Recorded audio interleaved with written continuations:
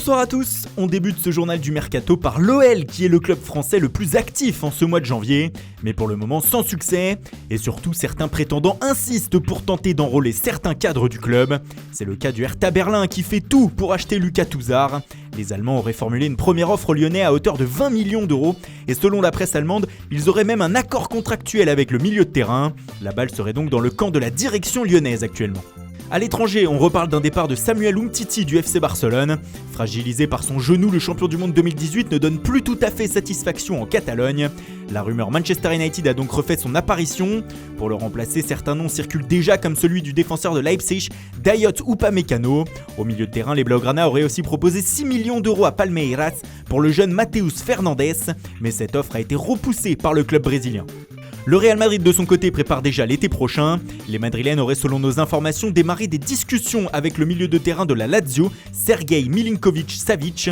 Déjà intéressé par le joueur il y a quelques temps, les Merengues en feraient donc une de leurs cibles principales à partir du mois de juin, ce qui promet un sacré feuilleton.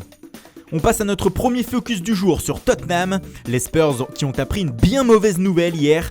Harry Kane va devoir se faire opérer et va être éloigné des terrains jusqu'en avril.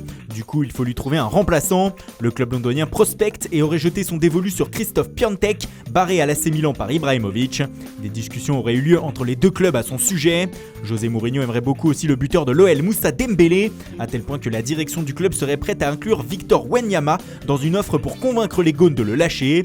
Si les deux pistes ne vont pas au bout, Tottenham penserait aussi à André Ayew. Le Ghanéen réalise une bonne saison en Championship avec le club gallois de Swansea. Thomas Lemar aurait aussi fait l'objet d'une offre des Spurs. L'Atlético aurait reçu une proposition de prêt payant de 6 millions d'euros pour le champion du monde, assortie d'une option d'achat de 60 millions d'euros pour l'été prochain.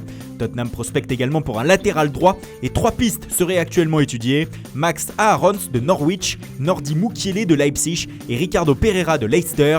Dans le sens des départs, Jan Vertonghen, libre en juin prochain, fait l'objet de nombreuses convoitises, comme Christian Eriksen qui ne rejoindra sans doute pas Manchester United cet hiver, mais peut-être l'Inter Milan qui lui fait les yeux doux.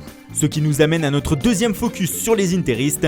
Ces derniers sont très ambitieux pour cet hiver comme le prouve leur intérêt pour Eriksen, mais le Danois n'est pas le seul sur les tablettes des Italiens. Au milieu de terrain, Arturo Vidal du FC Barcelone est toujours une des cibles privilégiées de l'Inter, mais le Barça ne souhaite pas s'en séparer. Contrairement à Chelsea qui veut vendre Olivier Giroud, le champion du monde 2018 aurait d'ailleurs trouvé un accord avec la formation d'Antonio Conte sur un contrat de 2 ans et demi.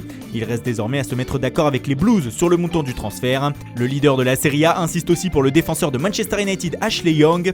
Le latéral veut rejoindre l'Inter, mais est barré pour le moment par la direction mancunienne qui lui a proposé un nouveau contrat. En défense, 3 autres pistes auraient été activées. 2 à Chelsea avec Marcos Alonso et Emerson, et une au Sporting avec Marcos Acuna.